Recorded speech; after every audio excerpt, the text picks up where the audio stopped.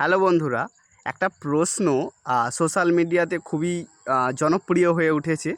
সেটা হচ্ছে অবশ্যই সেটা প্রাইমারি ইন্টারভিউয়ের প্রশ্ন যে বুদ্ধির উপাদান তত্ত্বটি কার এবং এই তত্ত্বটি সম্বন্ধে একটু আমাদের বলুন। আপনি হলে কি বলতেন? আমি আমার মতো করে বলছি। 1904 সালে চার্লস স্পিয়ারম্যান এই তত্ত্বের প্রবর্তন করেন। তিনি বলছেন যে যে আমাদের যে সমস্ত কাজগুলি বুদ্ধিভিত্তিক হয়, মানে বুদ্ধির ওপরে নির্ভর করে আমরা সেই কাজগুলো করি, সে আমরা বুদ্ধির ওপর নির্ভর করি দুটিভাবে, মানে বা দুটি উপাদানের ভাবে। এক, প্রথম হচ্ছে জেনারেল ফ্যাক্টর বা সাধারণ উপাদান।